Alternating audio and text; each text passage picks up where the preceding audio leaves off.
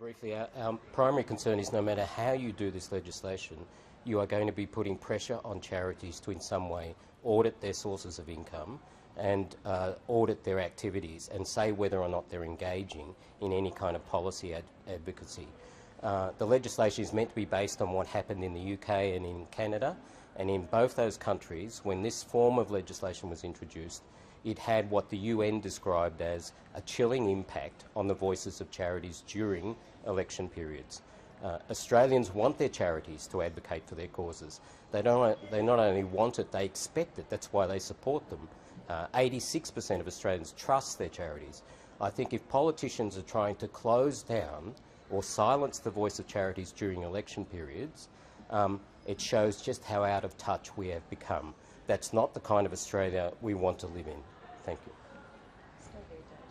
Mr. Crosbie, can you appreciate, though, that exempting charities from foreign donations bans could open up a loophole for foreign powers to exert influence in Australian politics? Well, if you have some kind of scenario where the Chinese government is going to take over a local charity housing group and have them campaigning around Chinese foreign policy, you've got to be kidding yourselves. There is no example of this that I know of anywhere in Australia. The reality is that charities are already very heavily regulated by the Australian Charities and Not-for-Profit Commission. They cannot provide donations to political parties. They cannot support particular candidates. They cannot hand out how-to-vote cards. They cannot support particular parties.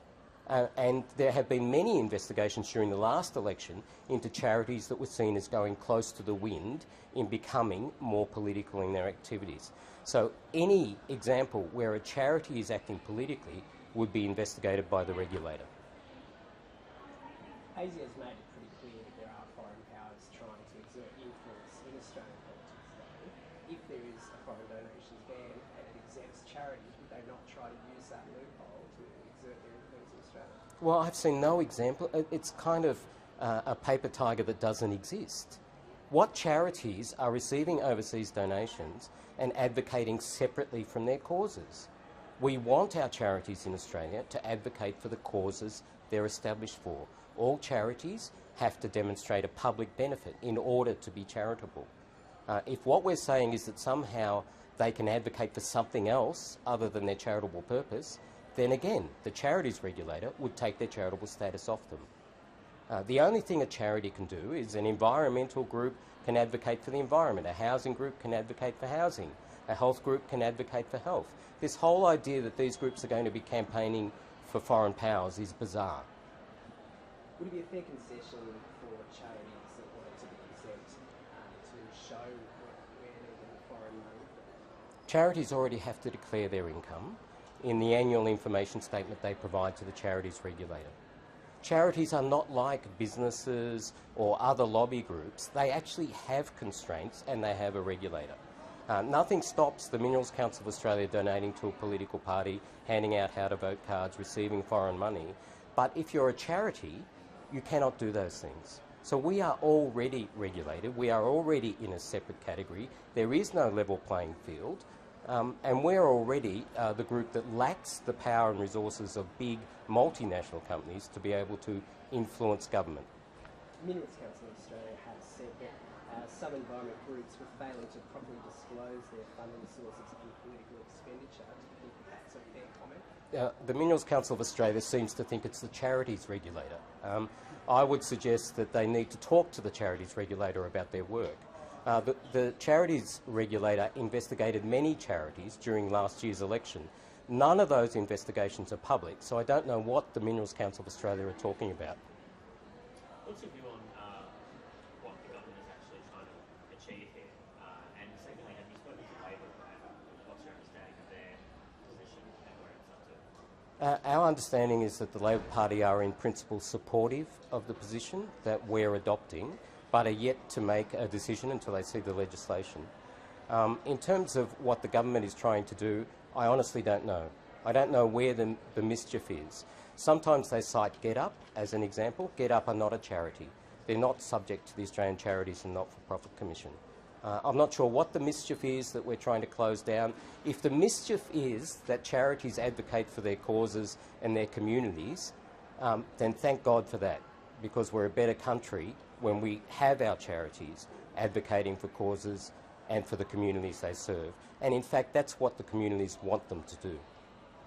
Senator Ryan told Sydney Morning Herald that registered charities are permitted to engage in political campaigning and issues advocacy, that a ban on foreign donations would change that. Do you think that it would change it? I'd just repeat that the example from the United Kingdom and from Canada is that when you start telling charities that certain of their activities have to be audited, that they have to make statements and returns about their activities, many charities, particularly smaller charities, will say, well, that's a risk we cannot take.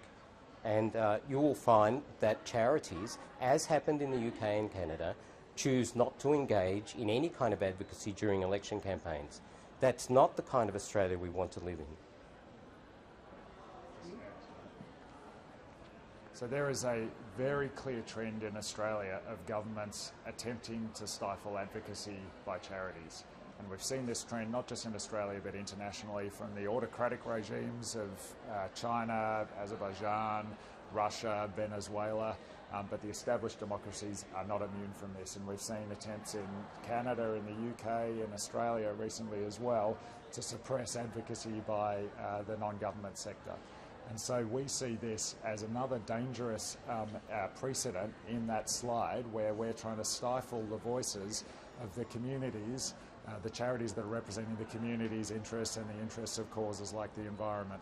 And so this is a particularly worrying concern when you see what happened in the UK, what happened in Canada, was as soon as you put in these rules, you get charities stepping back, you get charities self-censoring, you get charities worried about the political impact and the consequences if they actually speak out about the causes that they represent, whether that be the environment, homelessness, family violence, medical research, public health.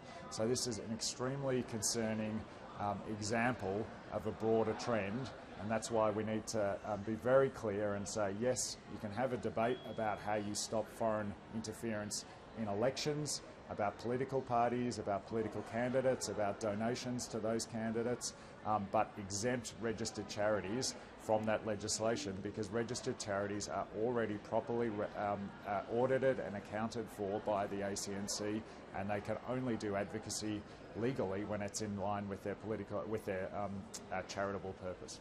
Sure, but some of that's still very political. Environment, for example, a very political topic. We've seen foreign elections influenced overseas. We know that that's happening. Who's to say that foreign donations couldn't come into environmental groups here and influence an election, say, on the Adani issue, Queensland, or something similar like that? Well, when you're talking about the purpose for a charity, the Australian High Court, the charities regulator, has been very clear that it is entirely legitimate, and not only legitimate for the benefit of Australia's democracy, that charities are able to speak up in public debates about laws and politics, about policies, about the particular positions that we take about laws and things that we care about. And it's vital that they have that ability, because many of these communities that we represent, many of the interests that we represent, are not able to have their voices effectively heard without the advocacy by charities on their behalf. So as soon as you're stifling that, you are stifling Australia's democracy, you are diminishing the public debate around our laws and policies, and you get laws and policies that are dominated by vested interests, that are dominated by the corporate interests who can afford to pay for the lobbying, can pay for the advertising, can make the political donations to particular candidates. So this is about the health of Australia's democracy. There is no need for this legislation, and charities are already effectively regulated by the ACNC around these issues. No other questions? Could I just add one more thing? One more point. Sorry, just very simply to say that those of us who are working to eliminate poverty don't do it just by handing out food aid. We have to address the root causes of poverty, and that means we need to talk to government about the structural causes of poverty and what works from the ground. That's absolutely important, and we know that. Research shows us that the only and the most decisive factor of getting robust violence against women legislation in place is the presence of a vital set of women's organisations and civil society in that country. These things are what we know makes a difference for a great and strong democracy. Thanks.